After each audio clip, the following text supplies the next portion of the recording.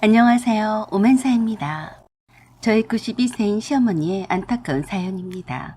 참고로 고령이시기 때문에 조금은 판단력도 흐리신 면도 있을 테고 사고방식도 세대가 다르니까 많이 다르다는 점을 미리 염두에 주셨으면 좋겠어요. 저희 친정아버지가 위암으로 발병을 하신 지 6년이 지나서야 하늘나라로 가셨어요.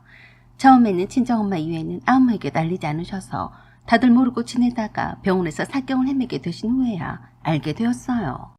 늘 과묵하시고 가부장적인 성품 탓에 친정아버지를 많이 어려워했지만 늘 건강하실 줄로만 알았던 저와 오빠 입장에서는 망연자실을 했었어요. 오빠 올케가 직장에 다니면서 친정엄마와 함께 병간호를 하느라 고생이 많았습니다. 저는 타 지역에 있어서 주말마다 친정에 내려가서 아버지가 있는 병원으로 달려가기 바빴어요. 그런 생활이 1년이 훌쩍 넘어갔는데 아버지의 병세는 차도는 없고 별 나아질 기미는 보이지 않았어요. 그래도 위암 진단을 받은 6개월 정도만 살 거라더니 이렇게 오랜 시간을 사시는 게 어디냐며 엄마가 그나마 다행이다라고 하셨어요. 매주 금요일 저녁에 시외버스를 타고 친정에 내려가는 일이 반복이 되다 보니 주말에 있는 시댁 행사에는 늘상 빠지게 되었어요. 그걸 아주 못마땅하게 생각을 하신 시어머니는 제게 대놓고 그러셨어요. 네 아버지는 그대로이시냐? 네, 걱정해요. 수술을 해도 소용이 없으니. 걱정 무슨 걱정이냐? 그 나이에 그냥 죽지 얼마나 산다고 수술을 하냐? 그래봤자 병원비만 들고 자식들 고생만 시키는 거다. 그 말씀에 제가 서운해서 그랬어요. 어머니, 무슨 말씀을 그렇게 하세요? 네가 서운해도 어쩔 수 없다. 사돈을 보면 모르냐? 수술을 하면 뭐해? 회복도 못하고 독한 약으로 버티는데. 어머니, 제 앞에서 더 이상 그런 말씀을 하지 마세요. 듣기 싫으니까요. 그냥 속으로만 생각하시던가요. 나도 이런 말이 좋아서 하는 줄 아냐? 나도 86세야. 죽을 날이 멀지 않았다. 발버둥을 치고 살려고 해봤자 그거 다 말짱한 헛것이다. 그냥 병원에다 생돈을 갖다 바치는 꼴이다. 하나만한 짓에 의사들 배만 불리는 꼴이라니까. 보다 못해서 제가 그랬습니다. 어머니, 저희 친정아버지도 자식들 고생을 안 시킨다고 죽을 때 되면 빨리 가겠다고 하셨어요. 그런데 그게 사람 뜻대로 되는 일이에요? 그런다고 그렇게 빨리 죽으라고 고사를 지내면 그게 사람이냐고요. 어머니는 자식들 고생 안 시키고 가시나 두고 보겠어요. 뭐시야? 내가 얼른 죽었으면 좋겠냐? 너 그러다가 천벌을 받는다. 아이고, 제가 나이 드신 분하고 입씨름 해봤자 무슨 소용이겠어요. 당신은 그런 소리는 듣기는 싫고 다른 사람은 그래도 되는 법이라도 있는 겁니까? 그런데도 시어머니는 제가 친정아버지가 빨리 죽지 않는다고 노래를 불렀어요. 그래서 제가 시어머니가 꼴도 보기 싫어서 안 보고 산 지가 꽤 되었어요. 친정아버지가 돌아가신 뒤로도 웬만하면 시어머니를 뵈러 가는 것을 꺼려 했습니다. 그것을 아셨던 시어머니도 저에게 불만이 많으셨어요. 틈만 나면 형님과 식구들 앞에서 제 욕을 엄청 하신다고 들었어요. 하루 이틀의 일이 아니라서 그런 일로 제가 일희일비를 하지를 않았어요. 효자인 자식들 덕에 속에 있는 말을 다 쏟아내야만 직성이 풀렸던 시어머니가 그 맛에 스트레스 다 풀고 사셔서 건강하셨으니까요. 그래도 그 연세에 병원에 한 번 안 가시고 그 흔한 골다공증이나 큰 병도 없으시니까 건강에는 자신이 있어 하셨으니 다행이었죠. 시어머니에게는 딸이 둘이나 있었고 며느리도 둘씩이나 있어서 늘 자신만만하고 거칠 것이 없었어요. 시누들도 여느 시누들처럼 미운 짓은 별로 하지 않는 편이었고 웬만한 것은 애교로 봐줄만 했습니다. 하지만 그렇게 나쁘지 않았던 관계가 틀어지게 되어버린 결정적인 계기가 있었어요. 시어머니의 구순이 다가오면서 시누이가 그 일을 의논하자며 밖에서 만나자고 연락을 해왔어요. 언니, 엄마 구순이 다가오잖아요. 그 일로 만나서 얘기를 나눴으면 하는데요. 아, 그래요? 그런데 제가 봉사를 가는데요. 나 빼고 서로 만나요. 결과에 따를 테니까. 그래요? 알았어요. 그리고 당일 저녁에 큰동생 형님한테서 전화가 왔어요.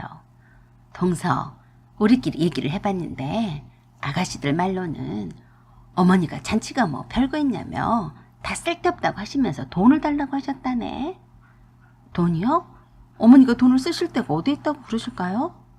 그러게 말이네. 효도는 돈이 최고라고 하셨대.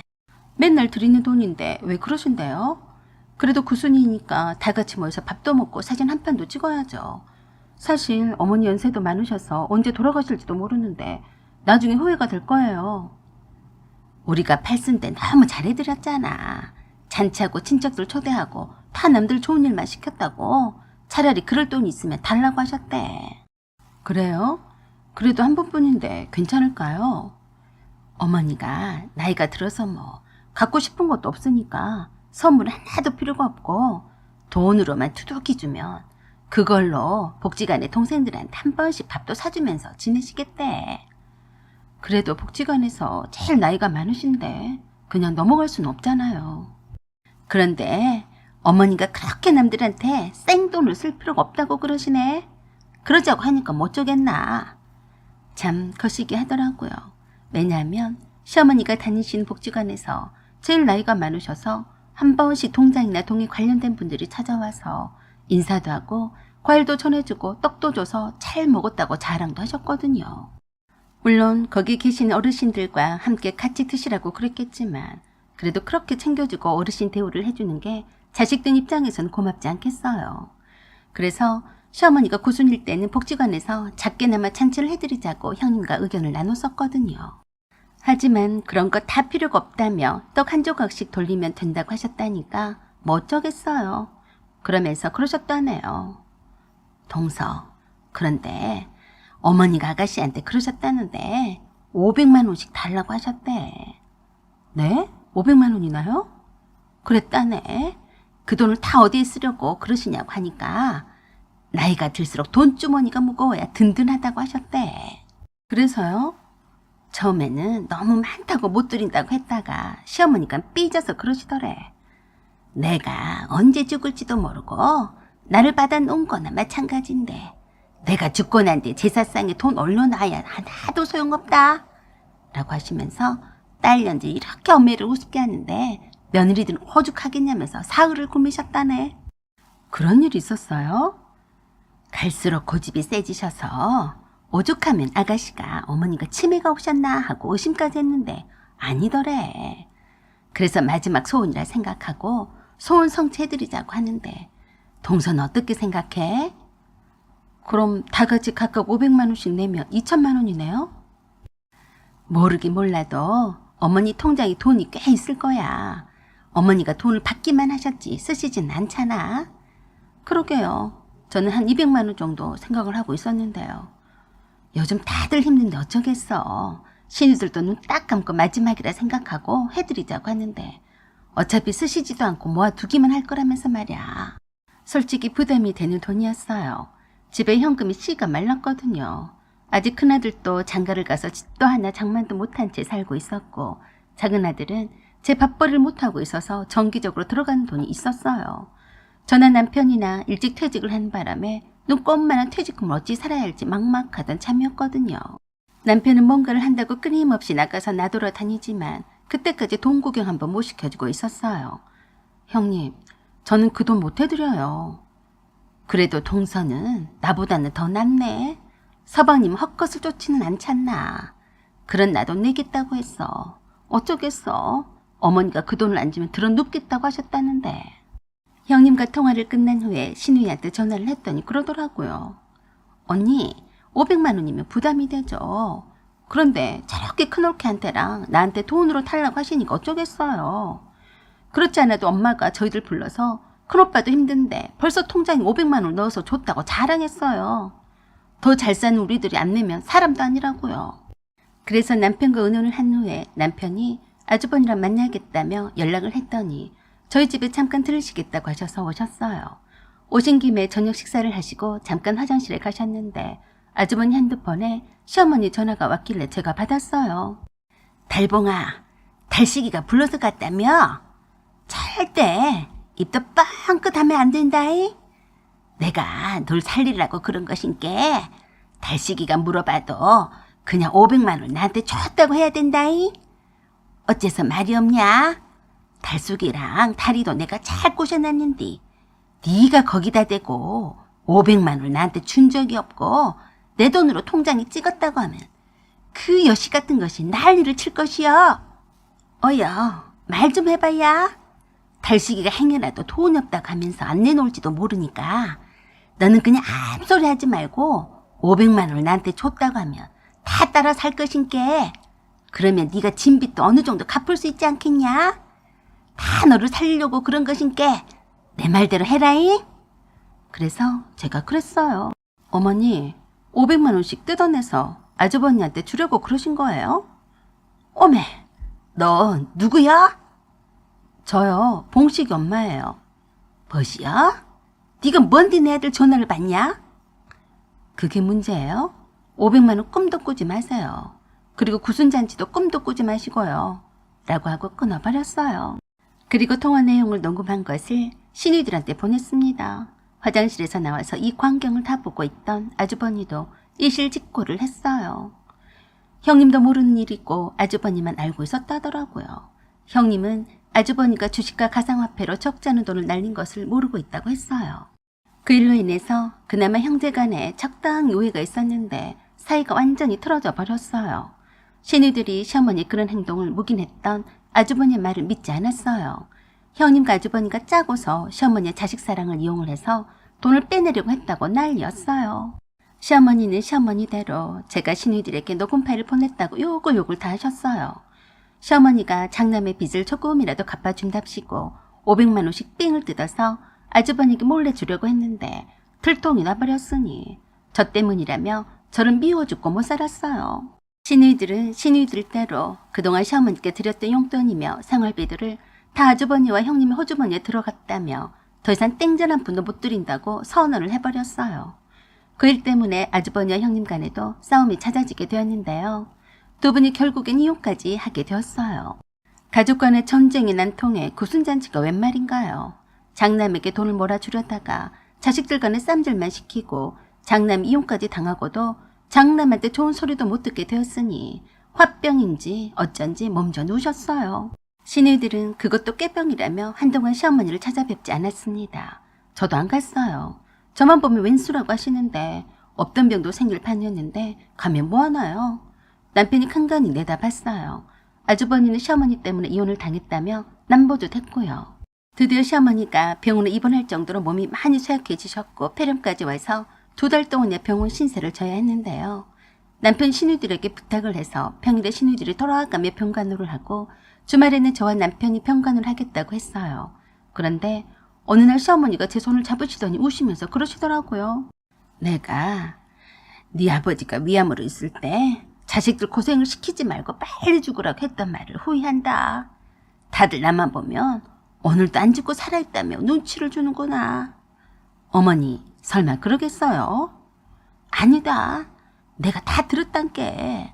내가 잠든 줄 알고 간호사한테 달속이란 다리가 그러더라. 우리 엄마가 감기로 입원을 했는데 왜 갈수록 더 상태가 나빠져요?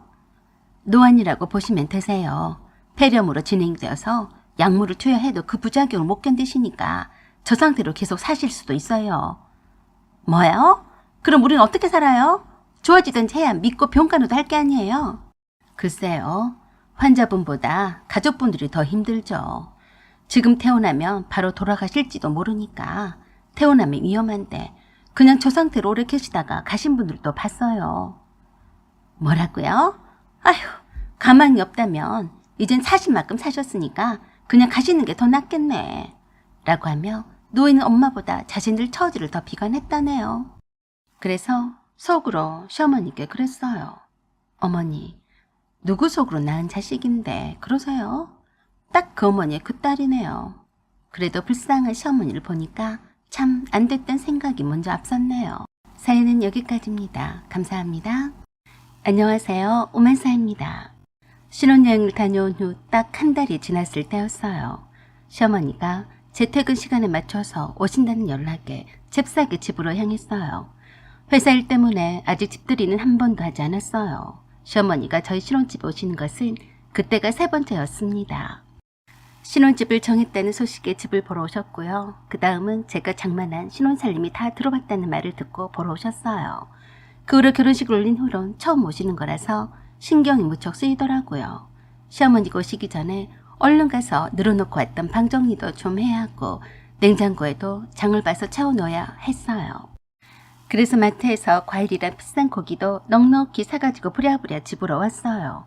한참 정신없이 집안 구석구석을 치우고 있는데 시어머니께서 오셨습니다. 시어머니 두 손에는 김치통 2개가 들려 있었어요. 어머니, 그냥 오시지 이게 뭐예요? 아니, 내가 이걸 들고 오느라 죽을 고생을 했다. 너희들이 뭘 먹고 사는지 내 눈으로 봐야 하지 않겠니? 이렇게 무거운 걸 어떻게 들고 오셨어요? 전화를 주셨으면 바로 마중을 나갔을 텐데요. 뭐 택시를 타고 오면 코앞인데 그러냐. 이건 일도 아니다. 내가 이거 해오느라 몇 날을 고생했는 줄이 나냐. 제게 커다란 김치통 2개를 넘겨주시면서 거실로 들어오셨는데 삥 한번 둘러보시더라고요. 잘 해놓고 사네. 이제서야 사람이 사는 집 같구나. 저번에는 가구와 전자제품만 딸랑 들어와서 보기 그렇더니. 아이고, 내 아들도 진짜로 장가를 갔나 싶고. 제가 김치통을 주방 쪽으로 낑낑대며 들고 갔더니 따라오시면서 냉장고를 냉큼 열어보셨어요. 이게 뭐냐? 둘이 살면서 냉장고가 이게 뭐냐? 네? 왜 어머니? 뭔 놈의 냉장고 이렇게 가득히 쌓아놨니? 냉장고도 숨을 쉬어야지. 그러시면서 하나 둘씩 싹 다 꺼내기 시작하셨어요. 그래서 제가 말렸습니다. 어머니, 제가 알아서 할게요. 어머니가 오신다고 해서 오는 길에 장 좀 봤어요. 고기도 사왔으니까 고기 구워서 맛있게 저녁 식사해요. 그런데 저를 밀치고 계속해서 냉장고 속을 다 끄집어내고 반찬통 하나하나씩을 열어보시는 거예요. 그때마다 킁킁거리며 냄새를 맡아보시면서 그러셨어요. 이건 뭐냐? 네, 그건 무장어째예요. 엄마가 직접 담그신 건데 참기름에 무쳐 먹으면 맛있어요. 제 말에 무장어째 하나를 집어서 드시더니 텟텟거리며 개수대에 뱉고 난리셨어요. 에그머니나, 이렇게 짠 걸 어떻게 먹냐? 우리 덕순이 이런 거 못 먹는다. 짜게 먹으면 병 나는 거 모르냐? 어여 이거 치워라. 그래서 제가 그랬어요. 어머니, 장아찌가 원래 그런 거죠. 밥 반찬인데요. 오빠가 이거 맛있다고 얼마나 잘 먹는데요. 너는 왜 그렇게 말이 많냐? 이런 걸 반찬이라고 내놓으면 되겠니? 먹을 게 날리고 날렸는데 하필 이런 짠 것을 내놔. 잔말 말고 이거 버려라. 솔직히 황당했어요. 친정엄마가 해다가 준 반찬인데 버리라니. 남편과 제가 얼마나 잘 먹는 건데. 그래도 일단 더 이상 태꾸했다가는 더 큰 소리를 들을 것 같아서 일보 후진했어요. 남편과 결혼만 먹을 때부터 시어머니와는 잘 지내보겠노라고 다짐을 해왔으니까요. 친구들이 그랬거든요. 너는 세상이 투쪽이 나기 전에는 시어머니 비위는 못 맞추고 살 거다. 그렇지 않다는 것을 보여주고 싶었어요. 늘 이외라는 게 있지 않겠어요? 그런데 생각보다 감정 컨트롤하기가 쉽지 않더라고요. 시어머니가 제 냉장고 속을 다 들여다보면서 반찬 뚜껑을 열어보시는데요. 어떻게 해야 할지 모르겠더라고요. 그래, 뭐 반찬 하나쯤이야 눈치껏 치우면 되지. 가신 뒤에 다시 냉장고에 넣어두면 되는 거니까. 그런데 하나쯤이 아니고 줄줄이 사탕이었어요. 마른 반찬 멸치부터 해서 돼지고기 장조림까지 다 열어보시고 맛도 보시면서 검사를 하시더라고요. 아이고 세상에, 나는 돼지고기 장조림은 또 처음 본다. 뭐 이런 것도 다 했다냐? 네, 제가 좋아하는 거예요. 얼마나 맛있는데요. 돼지고기지만 소고기 맛이 나요. 오빠가 저보다 더 잘 먹어요. 그거 다 오빠가 다 먹은 거예요. 그러자 한 입 드셔보시더니 그러셨어요. 아이고, 입맛만 버렸다. 이런 싸구려를 내 아들한테 먹였냐? 그래도 장조림은 소고기야. 내가 해왔으니까 이것도 치워라. 그래서 저도 모르게 입이 먼저 튀어나왔어요. 어머니, 입맛이 무슨 소용이에요? 저랑 오빠 입맛에 맞으면 되는 거죠. 그만 열어보세요. 그러자 시어머니가 저승사자같이 차가운 눈초를 저를 쏘아보며 그러셨어요. 뭐야? 벌써부터 시어머니한테 대드냐? 어디 한번 나랑 해보자 이거요? 그때서야 앞불싸라고 생각은 했지만 그러기 전에 말이 먼저 나오더라고요. 어머니, 여기는 제 구역이에요. 자꾸 제 허락도 없이 냉장고 검열을 하시는 것은 아니라고 봐요. 그리고 여기 있는 거 모두 다 저희 친정엄마가 애써서 하는 음식들이에요. 어머니 입맛 안 맞아도 제 입맛에는 맞으니까 치우란 말을 하지 마세요. 그랬더니 하시는 말씀이 너무 당황스러웠어요. 그럼 냉장고를 하나 더 사거라. 네가 먹을 것하고 내 아들이 먹을 것을 따로 분리해야 되지 않겠냐? 내가 해온 반찬이랑 김치는 어디 놓으란 말이냐? 나는 하늘이 두 쪽이 난다 해도 내 아들 입에 들어간 거는 이런 것들과 함께 먹일 수는 없다. 알았냐? 어머니, 그런 말씀이 어디 있어요? 거듭 말씀을 드리지만 여기는 제 주방이라고요. 그래?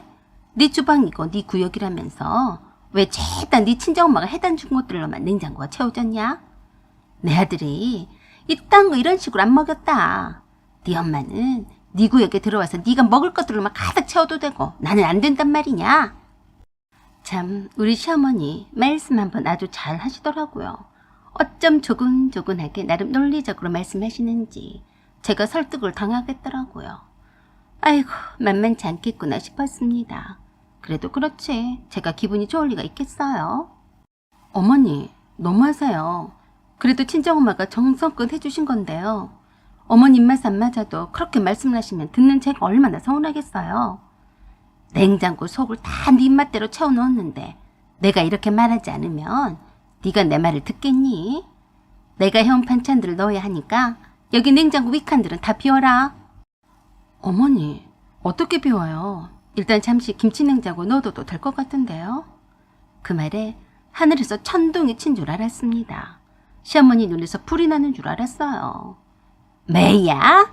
내가 얼마나 정성스럽게 해온 줄 아냐? 김치냉장고 넣는다고 했냐? 아이고 천불이네 라고 하시며 냉장고 앞에 있는 저를 밀치시며 냉장고에 있던 반찬 통들을 싹 다 끄집어내셨어요. 그리고 시어머니가 들고 오신 각종 반찬 통들을 넣어두셨습니다. 이건 새 반찬이니까 바로 상에 두고 먹고 네가 먹을 반찬이나 김치냉장고에 넣어두던지 알아서 해라. 자기 입만 입인가? 결혼을 했으며 자기 신랑 입맛도 맞춰줘야지. 그래야 장가를 가는 맛이 있지. 안 그러냐? 저를 아주 저밖에 모르는 이기적이고 몹쓸 여자로 만들어 버리시더라고요. 그래도 여기서 더 대꾸하다가는 돌이킬 수 없는 큰 싸움이 날 것 같아서 그냥 참아야지 어쩌겠어요. 시어머니가 돌아가신 뒤에 원상복구하면 되는 거니까요. 그래서 속은 부글부글 끓었지만 잘 참아내자고 마음을 먹은 김에 참기로 했어요. 군소리도 않고 시어머니가 냉장고에서 끄집어낸 친정엄마표 반찬들을 임시적으로 김치냉장고에 넣어두려고 김치냉장고를 열었는데 그새 김치통을 하나 꺼내서 손가락으로 찢어 드시더니 그러셨어요. 아이고 뭔 놈의 젓갈이라 석화 냄새가 많이 난다냐 라고 하시며 이거 푹 더 익혀서 찌개나 씻어서 김치전이나 해먹어라. 냉장고에 넣어두기가 아깝다. 내가 가져온 김치는 아껴 먹어라 라고 하시며 엄마표 김장김치였는데 이거라고 주막바닥 한 귀통에다 밀어놓으셨어요. 그걸 보니까 열이 팍 올라오더라고요. 어머니 그렇게는 못해요. 왜 함부로 저희 친정엄마가 담가다 주신 김치인데 그러세요? 뭐지 어째? 너는 저런 김치도 맛있는 모양인데 내 아들은 그렇게 싸구려 입맛 들이게 하지 마라. 무슨 말씀이세요? 싸구려라니요. 오빠가 저 김치가 맛있다고 잘 먹어서 엄마가 더 가져다 주신 거라고요. 속일 것을 속여라. 내 아들이 그랬다고 하면 내 손에 장을 찢으겠다. 잔소리 하지 말고 이리 와봐. 내가 할 말이 있다. 그래서 열받은 김에 저도 나오는 대로 말을 해버렸어요. 어머니는 속고만 사셨어요. 어디 함부로 손에 장을 찢은다고 하세요? 네가 네 엄마가 해다 준 반찬인데 자존심이 상해서 그러는 모양인데 난 솔직했을 뿐이다. 다음에 내가 왔을 때도 이 모양이면 난 안 참는다. 다른 건 몰라도 내 아들한테 먹는 거 하나는 제대로 하지 않으면 너랑은 앞으로 힘들어질 거야. 아까 말한 대로 냉장고를 하나 더 사서 따로 분리를 하든지 알아서 해라. 저는 대답도 하지 않고 시어머니가 내놓은 친정 엄마표 김치를 다시 김치냉장고에 넣었어요. 그랬더니 시어머니가 그러시더라고요. 네 꼬락서니를 보니까 네가 아무래도 시집살이를 좀 해야 할란가 보다. 네 귀를 죽여놔야 내 아들이 길을 펴고 살 거다니냐. 요새 것들은 하늘 무서운 줄 모른다니까. 어이가 없어서 더 이상 대꾸를 하지 않았어요. 남편은 뭐하고 아직까지 퇴근 안 하고 있는지 괜히 남편이 얄미워 죽겠더라고요. 아까 마트에서 사왔던 과일을 씻었다가 시어머니 앞에 갖다 놨더니 그러셨어요. 내가 당분간 여기 왔다 갔다 하면서 살림하는 법을 가르쳐야겠다. 네? 살림하는 법이요? 너는 이씨 집안 며느리야. 이씨 집안 풍습을 따라야지. 네가 네 엄마가 해다 준 반찬과 김치들을 다 끄집어냈다고 기분이 상했다고 할 일만은 아니다. 장맛도 다 집안마다 다른 법이거든. 하물며 음식 맛이 같겠냐? 이젠 네 친정엄마가 여기 오실 필요가 없다고 전해드려라. 네? 그게 무슨 말씀이세요? 이씨 집안 며느리는 시어머니 내가 풍습과 음식 맛을 전해줘야지. 안 그러냐? 앞으로 네가 살림을 제대로 할 때까지 당분간 너를 가르쳐야겠다. 그러니까 앞으로 네 친정엄마한테 음식 같은 건 해오지 마시라 해라. 어머니, 저는 박씨 집안 사람이에요. 그리고 그건 변함이 없고요. 저희 친정엄마가 여기 오시고 안 오시고는 어머니가 상관하실 일이 아니에요. 저한테는 저희 엄마가 해주신 음식이 최고예요. 강요하지 마세요. 네가 아직까지 키가 세서 나한테 그러는데 온순해질 때까지 내가 자주 너를 가르쳐야겠어. 그러시면서 또 얼척이 없는 말씀을 하셨어요. 네가 제대로 음식을 할 줄 알게 될 때까지 내가 반찬이랑 김치랑 해다가 받지 마. 내 아들은 내가 해준 반찬이랑 김치만 먹는다. 그러니까 반찬값으로 매달 100만 원만 돈을 보내라. 네? 반찬값을 보내라고요? 그래, 넓으냐? 어머니, 그러시면 어머니가 아들을 제게 맡긴 값으로 매달 200만 원을 주세요. 뭐야? 이거 말한 것 좀 보게. 네가 내 아들이 좋다고 같이 살면서 왜 돈을 달라고 하냐? 재워주고 밥 주고 하숙비라고 생각하세요. 아들과 한 입을 덮고 잤는데 그 정도면 싸게 먹힌 거죠. 그러면 저도 반찬값 드릴게요. 뭐시 어째? 감히 시어머니한테 눈 똑바로 뜨고 대드는 거냐? 그때 마침 남편이 퇴근해서 돌아왔어요. 잘 됐다 싶어서 들어오는 남편의 뺨을 세차게 후려쳤습니다. 야, 이 빌어먹을 새끼야. 이러자고 결혼하자고 했냐? 다 너 때문이야. 뜻밖의 봉변에 놀란 남편도 남편이지만 시어머니도 경악을 했어요. 남편은 영문도 모른 채 내 손바닥 세리를 맞고서는 멍청하게 그랬어요. 자기야, 왜 그래? 무섭게. 저는 푼이 안 풀린다는 듯이 허리에 두 손을 얹고 씩씩거리며 소리를 질러댔어요. 네가 결혼 전에 나한테 그랬어 안 그랬어? 우리 엄마는 세상에 둘도 없는 고상한 분이라고. 그런데 이 새끼가 나한테 사기를 쳤네. 이 결혼 무효야. 알아들었어? 기가 막히다며 입을 쩍 벌리고 있는 시어머니께 그랬어요. 어머니, 아까도 말씀을 드렸다시피 하숙비 200만 원을 보내시면 거기에서 반찬값을 보내드릴 테니까 그리 하시고 돌아가세요. 안 그러실 거면 다시는 여기 오시지 마세요. 이런 썩을 것이 있나? 200만 원? 내가 못 준다면 어쩔 테냐? 그러시면 가져오신 반찬이랑 김치를 도로 가져가셔야죠. 다시는 이딴 거 들고 오시면서 돈 달라고 하지 마세요. 제가 해달라고 부탁한 적도 없으니까요. 라고 하면서 냉장고에서 다시 시어머니가 가져오신 김치통이랑 반찬들을 탁 끄집어내서 현관문 앞에다 갖다 놨어요. 그 사이에 남편은 시어머니께서 자초지종을 듣고 있었는데 시어머니 말만 듣고서 남편이 제게 그랬어요. 너 상당히 싸가지가 없다. 나도 너 같은 것은 딱 질색이니까 너도 짐 싸들고 네 집에 가라. 그래? 짐은 네가 싸들고 가야지. 여긴 내 집이야. 웃기고 자빠졌네. 그때서야 머리 회전이 되었는지 머리를 젖짜면서 나한테 다가와서 그러더라고요. 내 낯도 있는데 대충 좀 해라. 미쳤냐? 내가 너를 만난 죄밖에 없는데 왜 네 엄마한테 수모를 당하면서 살란 말이냐? 우리 아빠를 부르기 전에 빨리 꺼져라. 가면서 네 엄마도 모시고 나가. 남편이 내 앞에서 이러지도 저러지도 못하고 쩔쩔매는 모습을 보던 시어머니가 천불이다면서 얼른 나가셨어요. 시어머니가 나가시기가 바쁘게 남편은 제게 바로 무릎까지 꿇으며 잘못했다고 하소연했습니다. 내가 너를 평생 공주마마로 떠받들고 살겠다고 맹세했는데 용서해줘. 다시는 이런 일이 없도록 할게. 그래서 제가 유예기간을 3개월 정도 줬습니다. 반성을 하니까 기회는 줘야죠. 어떻게 했는지 3개월 동안 시어머니는 한 번도 오지 않으셨어요. 그동안 시댁 모임에도 남편만 갔습니다. 어느 정도 노력한 흔적은 보이더라고요. 그래서 그 노력이 가상해서 함께 살고는 있는데요. 얼마나 오래가나 두고 보겠습니다. 사연은 여기까지입니다. 감사합니다. 안녕하세요. 오만사입니다. 그의 겨울은 유난히 추웠어요. 저와 남편은 결혼 약속을 한 이후에도 동거를 잠깐 동안 하다가 결혼식을 올렸습니다. 결혼 준비가 덜 되어 있었기 때문이었죠.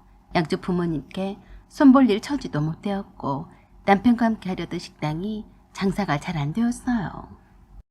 그동안 둘이 모아둔 돈으로 프랜차이즈 족발집을 했었는데 시원치 않았어요. 족발집 어느 정도 자리를 잡게 되면 결혼식도 올릴 참이었는데 사람 일이란 게 그렇잖아요. 뜻대로 된다면 얼마나 좋겠습니까마는 몸은 몸대로 힘들고 매출은 생각보다 오르지 않아서 더 손해를 보기 전에 가게를 인수를 받겠다는 사람이 있어서 넘겼어요. 족발집을 하면서 저와 남편이 결혼을 전제로 동거를 한다는 사실을 양쪽 집안에서 다 알게 되어서 결혼식을 올리게 되었죠. 족발집을 폐업을 하면서 손해를 본 게 아니라서 사업자금 따로 둔 채 신혼집은 최대한 대출을 많이 받아서 방 2칸짜리지만 최근에 지어진 집으로 들어가 살게 되었어요. 그리고 생각보다 체력이 덜 소모되는 프랜차이즈 국밥 배달 전문점을 남편과 함께 시작하게 되었어요. 신혼여행도 사치란 생각에 꿈도 꾸지도 않았고 결혼식 당일에도 오후 장사를 했습니다. 대부분의 시간을 가게에서 보내다 보니 대출까지 받아서 장만한 신혼집 전세가 조금은 부담은 되더라고요. 그래도 열심히 일하다가 와서 쉬는 휴식 공간이 저와 남편에게 주는 보상이라 여기며 신혼집의 공간만큼은 아늑하게 꾸미고 싶었어요. 저에게 자동차도 있는 것도 아니고 어디 해외로 여행을 갈 여유도 있는 것도 아니어서 신혼집만큼은 오로지 저와 남편을 위한 힐링 공간으로 만들자는 것에 남편과 의견이 일치했어요. 남편과 결혼을 한 지 여러 달이 지났지만 집들이도 한 번 못했어요. 저희가 국밥집을 하니까 다들 이해를 해줬어요. 대신에 시부모님과 시누이가 가게로 찾아왔길래 저희 신혼집에 가서 쉬라고 비번을 가르쳐줬어요. 그 뒤로 시어머니가 김치를 주신다면서 왔다 가시곤 했고 시누이도 근처에 놀러오면 잠깐 동안 저희 신혼집에 들렀다가 가곤 했어도 그런가 보다 했습니다. 저와 남편이 국밥 장사로 바쁘니까 그런 거 저런 거 신경을 쓸 겨를도 없었고 잠깐 동안 있다가 가는 거야 뭐 어쩌겠냐는 생각이었어요. 그런데 국밥 장사를 마치고 새벽에 집에 돌아왔는데 불이 켜져 있는 거예요. 집에 들어가 봤더니 시부모님이 와 계셨어요. 언제 오셨어요? 왔냐? 일이 이렇게 늦게 끝나냐? 네, 늘 그렇죠. 나 여기 영감탱이랑 여기서 며칠 살아야겠다. 네? 무슨 말씀이세요? 어제 저녁에 수도관이 얼어 터져서 아무것도 못해. 그러자 남편이 그랬어요. 어떻게 하고 오셨어요? 고쳐야죠. 그러자 아버님이 그러셨습니다. 그거 고치려면 차라리 집을 팔아버린 게 낫겠어. 내 돈 들어서 고쳐봐야 뭔 소용이냐. 집이 하도 시금털털해서 거기서 거기요. 그럼 어떻게 하시겠다는 거예요? 그러자 시어머니가 그러셨어요. 내가 갈 데가 없냐? 여기도 있고 춘심이 집도 있는데 뭔 걱정이냐? 네? 무슨 말씀이세요? 수도관이 터졌으면 빨리 공사를 해서 고쳤어야죠. 그냥 냅두고 오신 거예요? 아휴, 그 집에 산 지도 하도 오래되어서 머리꼴치가 아프다. 여기서 지내면서 천천히 생각해 볼란다. 이게 무슨 소리? 여기서 지내면서 천천히 생각하신다고? 이게 무슨 날벼락이야? 계속해서 여기서 우리랑 살겠다는 거야. 뭐야? 그래서 제가 시어머니께 그랬어요. 어머니, 보시다시피 여긴 둘이 살기도 좁아요. 오늘만 지내시다가 돌아가세요. 가셔서 수도 공사를 하시든 어쩌시든 빨리 고치셔야죠. 녹초가 된 몸이었지만 최대한 웃으면서 부드럽게 말씀을 드렸더니 그러시더라고요. 너도 참 거시기하다. 시험씨가 냉골방에서 자다가 입이 틀어지면 네가 책임질 거냐? 난 추운 거는 못 참는다. 수도공사가 다 끝날 때까진 여기에 있을란다. 니들은 낮에 가게 있고 잠만 자러 오면서 그러냐? 더 이상 제가 뭐라 할 수도 없더라고요. 수도공사가 끝날 때까지라고 하니까 그래 참아보자 했습니다. 안방 말고 나머지 방 옷방이어서 거실에 시부모님 이불 깔고 주무셨어요. 그건 그렇다 치고 그리 넓지 않은 욕실 겸 화장실을 함께 쓰다 보니까 많이 불편했습니다. 하루 종일 서서 일하다 보니까 혈액순환이 잘 안 되어서 아무리 피곤해도 반신욕을 꼭 하곤 했었는데요. 못하게 되었고 아버님이 장이 좋지 않으셔서 화장실 오래 사용을 하셔서 가게로 와서 세수하는 경우도 있었어요. 그런 날이 하루가 지났고 이틀이 지나고 일주일이 지나갔는데도 갈 생각을 안 했습니다. 이젠 아예 신우이가 1일까지 데리고 놀다가 가는 날이 허다했어요. 남편이 시부모님께 수도공사가 어떻게 되어가냐고 여쭈어도 그냥 신경들만 내셨어요. 지금 우리 꼴 보기가 싫어서 그러냐? 어련히 갈 때 되면 가겠냐? 너무 그렇게 재촉하지 마라. 나도 눈치가 있어서 오래 안 있을란다. 도대체가 수도공사가 진행이 되고 있다는 것인지 아니라는 것인지 가타부타 말씀을 하지 않으셨어요. 그래도 설마 했습니다. 그런데 그 설마가 사람을 잡더라고요. 어쩐지 이상하다 싶어서 친정동생한테 시부모님이 사시던 그 허름한 집을 한번 둘러보고 오라고 시켰어요. 그랬더니 기절초풍할 소리를 하더라고요. 누나, 그 집에 딴 사람이 살고 있던데? 내가 이 집에 수도관 터졌다고 들었는데 아니냐고 하니까 그런 적 없었대. 사돈이 그 집의 주인은 맞는데 반년 월세를 주고 임대를 받았다고 했어. 뭐? 월세를 받고 임대를 내줬다고? 그래도 살림살이가 있을 텐데. 응, 옆방에 안 쓰는 상어방에 짐을 다 옮겨놨다나 마. 남편이 그때서야 제게 이실직고를 했어요. 준심이가 나한테 그랬어. 우리 엄마랑 아버지가 우리를 함께 살면 안 되냐고. 신혼집 전세 대출금 이자에 충당해도 되는 거 아니냐고. 우리 엄마랑 아버지가 평생 이렇게 아파트 같은 새 집에서 살아본 적이 없어서 무척 우리 집이 편하고 좋다고 하신대. 그 말을 듣자 저도 모르게 불 위에 끓고 있던 국밥을 들어서 던져버리고 싶은 심정이었어요. 그걸 왜 이제서 말하니? 나도 싫은데 가만히 생각을 해보면 우리 낮에는 가게만 있잖아. 저렇게 우리 집이 편하고 좋으시다는데 그냥 맨입으로 계신다는 것도 아니고 대출금 이자를 일부 지원해주겠다는데. 그래서 제가 그랬어요. 그건 안 돼. 왜 안 돼? 그러면 대출금 이자도 빨리 갚을 수 있고 우리 엄마랑 아버지도 좋아하시니까 된 거 아니냐? 이 멍청아. 하나는 알고 둘은 모르냐? 그럴 거면 뭐하러 신혼집이 있냐? 차라리 이 가게 바닥에서 자면 되지. 내가 뼈 빠지게 일해서 돌아가 쉴 곳이 없으면 나보고 죽으란 소리냐? 뭐가 죽으란 소리야. 나한테는 부모님이고 너한테는 시부모야. 이렇게 살아보다가 정 아니다 싶으면 돌아가시면 되는 거지. 안 그러냐? 잠깐 계시다가 간 것 하고 살다가 가신 것 하고 갔냐? 나는 그렇게 못하니까 알아서 해. 그래, 내가 알아서 할 거야. 우리 엄마랑 아버지가 며느리한테 밥상을 차려달라고 하냐? 시집살이를 시키냐? 그래서 제가 그랬어요. 이렇게 제멋대로 하는 게 시집살이야. 내가 내 집에서 이런 대접을 받는데 아예 대출금 이자를 보태신다면 아예 대놓고 하시겠네. 꿈도 꾸지 마라. 화딱지가 나서 죽겠는데도 계속 주문이 들어오는 바람에 바빠서 어떻게 시간이 지나가는지 모르겠더라고요. 역시나 그날도 잠이 없으신 시부모님이 잠옷 차림으로 우리 신혼집의 터줏 대감처럼 거실에서 저와 남편을 맞이했어요. 어머니, 아버님 드릴 말씀 있어요. 뭐냐? 저한테는 수도관이 터졌다고 하지 않으셨어요? 응, 그랬다. 왜 그러냐? 임대를 내주고 처음부터 여기 오실 작정이셨잖아요. 그때서야 남편과 저를 한 번씩 훑어보더니 그러셨어요. 나도 미안해서 그랬지. 뭐 이젠 안 모양인데 그냥 이렇게 살자. 너희들은 잠만 자러 오잖냐. 내가 여기서 사는 값은 하겠다잖니. 월세를 받아서 너희들 대출금 이자라도 붙을 거니까 어쩌냐? 저는 반대해요. 그러니까 내일 아침에 여기서 나가주세요. 그러자 화들짝 놀라며 시부모님과 남편이 저에게 난리였어요. 세상에 저렇게 천하의 못된 며느리는 처음 봤네. 이 엄동설 안에 감히 시부모를 내쫓겠다는 것이 아니여.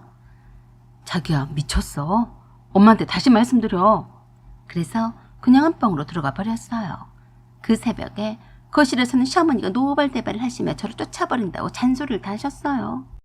그새 신우이한테 전화를 해서 얼마나 열불을 냈는지 그 새벽에 제게 전화를 했더라고요. 언니, 꼭 그렇게 싸가지 없이 말을 해야 했어요? 언니가 뭔데 우리 엄마한테 나가라 말아야? 그래서 딱 한마디만 했어요. 그럼 니들끼리 살아라. 그리고 제 물건을 싸기 시작했어요.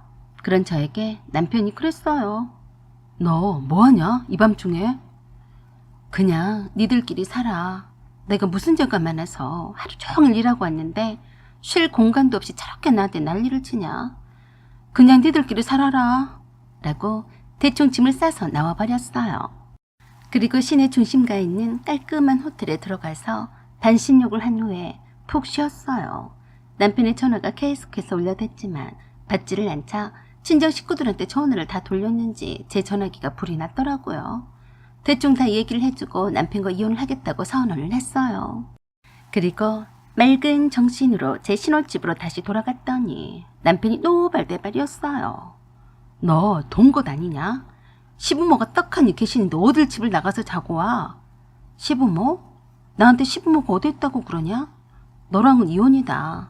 여기 있는 내 짐을 다 빼갈 테니까 그리 알아. 뭐야? 그럼 가게는? 오늘부터 넌 가게로 출근할 필요 없다. 뭐야? 지금 다 망하자는 거야? 아니, 난 안 망해. 너 없어도 우리 친정 식구들이 와서 도와주기로 했으니까 넌 행여라도 그 재수 없는 상판떼기는 들이밀 생각일랑 전혀 하지 마라. 그 말에 놀란 시부모님이 또 난리였어요. 어메, 저거 말한 것 좀 보소. 그 가게가 자기 것인 줄 아네. 제 명의로 되어 있고 제가 돈 주고 빌리고 사업자도 제 이름으로 되어 있으니까 제 거예요. 이혼 위자료나 준비를 잘 해두세요. 아직 혼인신고 전이지만 위자료는 받아낼 수 있다고 했으니까 성의껏 준비하세요. 아셨어요? 때 맞춰서 이삿짐 센터 직원들이 들이닥쳐서 살림살이를 다 떼갔어요. 하다못해 시부모님 덮고 계신 신혼 이불까지 다 챙겨가도록 했습니다. 그 이불이 뭐 탐이 나서 그랬겠어요. 꼴도 보기 싫으니까 미워서 그런 거죠. 누구 때문에 이혼을 하게 되었는데요. 제 물건은 종이 한 장도 안 남기고 싹 다 끄집고 나왔어요. 그랬더니 제 신혼집이 마치 폭탄을 맞은 양 예전 모습은 온데간데 없고 너덜너덜한 모습이었어요. 그래, 휑하니 좋네. 니들끼리 잘 살아봐. 남편은 그날부터 그나마 잘 되어가던 국밥 장사에서 손을 떼고 백수가 되었어요. 남편이 아무리 국밥 가게 절반이 자기 것이라고 우겨봐야 무슨 소용? 이혼 위자료 소송에 들어간다고 하니까 말이 쏙 들어갔어요. 결국에 많은 돈은 아니지만 위자료까지 다 받아내고 헤어졌어요. 지금은 시부모가 살던 그 허름한 집으로 다시 들어가서 산다고 하더라고요. 제 신혼집에서 잘 살라고 비켜줬더니 다시 돌아가다니 참 웃겼습니다. 사연은 여기까지입니다. 감사합니다. 안녕하세요. 오만사입니다. 시댁가족 친목계 모임으로 따로 돈을 모으고 있었는데요. 그 돈으로 가족여행을 갈 목적으로 2년 동안이나 차곡차곡 불입을 하고 있었어요. 사실 프랑스 유학을 다녀온 동서가 있어서 그런 동서를 대동하고 프랑스 여행을 다녀오자고 했습니다. 동서는 약사인 서방님을 만나서 참 잘 살고 있었어요. 반면에 저희 부부는 장남이란 명분으로 시골에 사시는 시부모님을 가까이에서 거의 모시고 살다시피 하고 살고 있는데요. 남편은 평범한 중소기업에 다니는 회사원입니다. 월급쟁이 외벌이는 뻔하죠. 그렇다고 해서 제가 잘난 직장에 다닌 것도 아니었어요.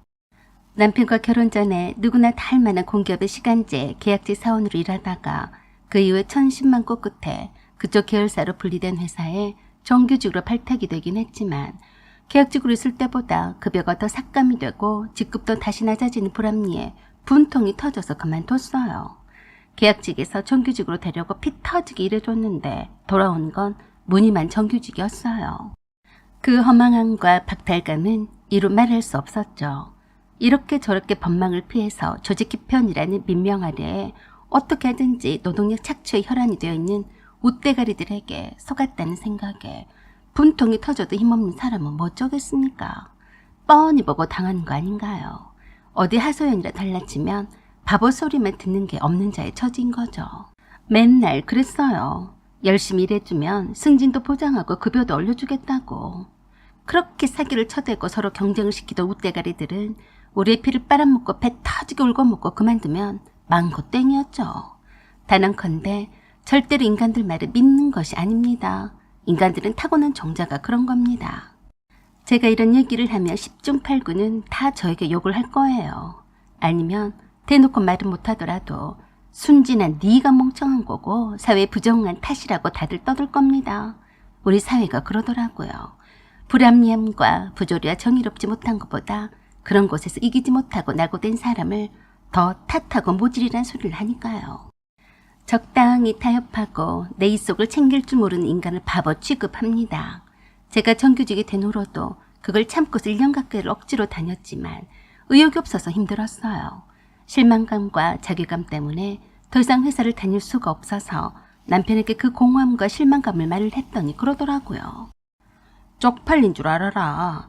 네가 지금 10년 가까이 회사를 다녔는데 이제 와서 그게 뭐냐? 네가 얼마나 무능한가를 내게 자랑하는 거야? 남들은 마누라가 돈도 많이 벌어다 준다던데 내가 어쩌다가 너 같은 것을 만났냐? 어느 누구에게도 속마음을 드러내지 못했던 내가 남편에게 위로와 조언을 듣고 싶었는데 남편의 그 한마디에 큰 충격을 받았어요. 그래? 너는 뭐가 그리도 내 앞에서 당당하냐? 남들이 들으면 네가 퍽이나 능력이 있는 줄 알겠다. 월급도 내가 계약직으로 쓸 때보다 더 많지도 않으면서 그러냐? 그 말에 남편이 더 열불을 내고 치이라를 했어요. 나한테 별말을 다 해도 자기한테 자존심 상하는 말을 하면 안 되는 것처럼요. 그래서 남편도 나를 우습게 하는 회사를 미련 없이 그만두었어요. 미래가 없고 성취감도 없는 그런 회사에 출근하는 것이 매일이 지옥 같았는데 퇴사를 하고 나니까 살 것 같더라고요. 하지만 남편은 제가 회사를 그만뒀다고 난리였어요. 나는 여자가 집안에서 퍼져서 노는 꼴을 못 본다. 식당에 가서 설거지라도 하든지 아니면 우리 엄마랑 아버지랑 모시고 살든지 해. 뭐? 이제 나한테 협박까지 하냐? 그래, 내가 잘 놀 테니까 한번 해볼 테면 해봐. 창피한 줄이 나러. 어디 가서 무능해서 회사에서 쫓겨났다고 나팔을 불어대지 말고 그냥 끽소리도 하지 말고 쥐두번 듯이 있어. 그렇게 오랫동안 회사에 다녔으면 네가 과장 이상은 직함을 달았어야 하는 거 아니냐? 쫓겨난 주제에 창피하지도 않냐? 전화에 몹쓸 인간이었어요. 상처난 제 속을 후벼 팠으니까요. 그래? 너는 능력이 출중해서 회사에서 잘 나가나 보네. 만년과정 자기 주제는 모르고 누구 보고 비웃어? 그때 남편과 처음으로 대판 싸웠어요. 아주 원수처럼 싸웠죠. 퇴사를 한 김에 어디론가 훌쩍 떠나고 싶은 마음이 굴뚝 같았지만 마음처럼 쉽지가 않았어요. 아직 내 손길을 기다린 아들 때문이기도 했고 찌꼬리만한 퇴직금을 여행을 가는 것에다 쓰는 것도 마음이 허락지 않았거든요. 이럴 때 내게 돈이라도 있었으면 이 허탈함과 소진된 마음을 여행을 통해서 재충전할 수가 있었을 텐데 참 아쉽더라고요. 돈은 행복의 전부가 될 수는 없지만 돈으로 인해서 행복을 살 수는 있다고 생각했어요. 제가 남편과 쉽사리 이혼을 결정할 수도 없었던 이유가 돈 때문도 컸으니까요. 충분한 경제적 독립이 없고서야 어떻게 아들을 양육하면서 남편과 헤어져 살 수가 있겠어요. 이혼도 현실이더라고요. 능력도 어느 정도 되어야 이혼도 꿈도 꾸는 거죠. 제가 할 수 있는 일이 별로 없었어요. 동네 마트에서 시간제 알바로 반찬값이라도 벌자는 마음에서 일을 시작했어요. 그때 시댁 식구들에게는 제가 퇴사를 했다는 소식은 알리지 않았는데 신우가 그 즈음해서 연락을 했어요. 언니, 할 말이 있는데요. 작은 올케가 프랑스 유학을 다녀왔잖아요. 그래서 말인데요. 우리도 다른 집처럼 돈 모아서 프랑스로 여행이나 다녀오게요. 가게 되면 작은 올케가 다 알아서 가이드를 한다고 했어요. 엄마도 대찬성인데 언니 생각은 어때요? 그래요? 서방님은요? 작은 오빠도 맨날 구속 같은 약국에 처박혀서 어떻게 살아요? 직원 약사도 있는데 무슨 걱정이에요? 작은 오빠도 영어도 잘하고 작은 올케도 불어도 잘하고 영어도 잘하니까 가자고 하네요. 작은 오빠도 일하느라 유럽 여행은 꿈도 못 꿨는데 서로 돈 모아서 가자고 하는데요. 돈이 좀 많이 들 텐데. 아이고 언니 죽는 소리 좀 그만해요. 돈을 모아서 가자는 거죠. 남들도 뭐 얼마나 돈이 많아서 가겠어요. 우리도 엄마랑 아버지가 한 살이라도 더 나이가 더 드시기 전에 함께 그런 곳에 다녀오면 좋지 않겠어요? 저도 좋죠. 그럼 이번 달부터 두당 10만 원씩 2년간 모으는 것 어때요? 비행기 값은 각자가 그때 가서 내고 여행 경비만요. 일단 만복이 아빠랑 의논해보고요. 오빠는 걱정 말아요. 이미 통화했어요. 그랬어요? 그럼 나도 좋아요. 그럼 언니가 30만 원을 이번 달부터 제게 보내줘요. 자고 놀게는 식구가 넷이니까 40만 원을 미리 보내줬어요. 조금 부담이 되긴 했지만 다들 그러자는 분위기여서 그러자고 했어요. 남편은 흔쾌히 찬성했고요. 비록 시댁 식구들과 함께 가는 가족 여행이긴 했지만 여행이란 말만 들어도 설레었어요. 저도 회사에서 보내준 동남아만 한 군데만 가봤지 다른 곳은 가보지 못했던지라 기대치가 컸어요. 그래서 마트에서 일하면서 꼬박꼬박 매달 신우에게 여행 경비로 30만 원씩 2년간 보냈습니다. 그리고 정해진 여행 날짜는 다가오는데 갑자기 별말이 없어서 제가 남편에게 물었어요. 만복이 아빠, 다음 달에 애들 여름방학인데 왜 아무도 여행 얘기를 꺼낸 사람이 없어? 무슨 말 못 들었어? 그러자 갑자기 남편이 당황해 하더니 그러더라고요. 무슨 말? 왜 놀라? 다음 달이 벌써 8월이야. 우리가 애들 여름방학 때 프랑스 여행 가자고 했잖아. 비행기표 예약도 해왔는데 왜 아무 말이 없어? 우리 만복이 학원 문제도 조정을 해야 하는데 말이야. 그게 말이야. 실은 비행기표도 모두 예약을 했어. 뜬금없는 소리에 제가 무척 놀랐어요. 무슨 소리야? 나한테 연락도 없었는데. 그게 말이야. 태성이가 아직 어리잖아. 그래서 재수씨가 외할머니한테 맡기고 태준이만 가기로 했거든. 그래? 그래서? 그런데 재수씨가 이제껏 40만 원씩 여행비를 보탰었잖아. 그래서 그냥 미안하니까 나하고 우리 만복이만 데리고 다녀오기로 했어. 그게 무슨 말이야? 만복이만 데리고 가다니?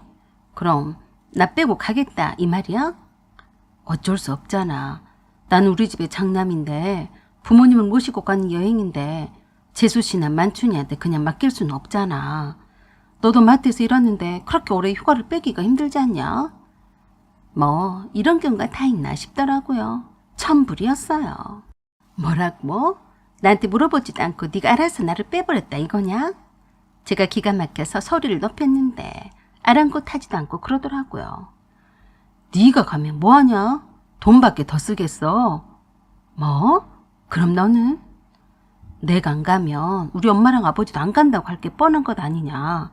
재수씨가 뭔 죄야. 안 가도 되는 프랑스에 가면서 돈 쓰고 고생하고 말이야. 뭐?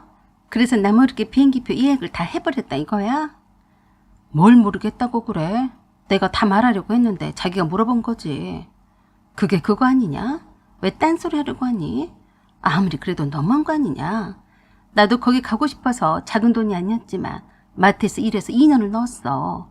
네 월급만으로는 택도 없었어. 그러자 남편이 또 얼척이 없는 말만 늘어놓았어요. 네가 거기에 끼어서 뭘 할 건데. 너는 장남 며느린 주제에 동서가 이끄는 대로 쫄래쫄래 따라다닌 것이 좋냐? 그리고 만춘이가 알게 모르게 인솔해서 간답시고 돈도 많이 쓸 모양이던데 장남인 내가 얼마나 미안하냐. 너도 염치 좀 있어봐라. 되려 저를 어이없어 했어요. 그건 네가 무능해서 그런 탓인데 왜 내가 안 가야 하니? 너 그렇게 양심 불량하게 살지 마라. 라고 하며 분노가 치밀어 오는 것을 겨우 참고 확인자 신우에게 전화를 했어요. 아가씨, 다음 달 프랑스 여행을 가기로 한 거요.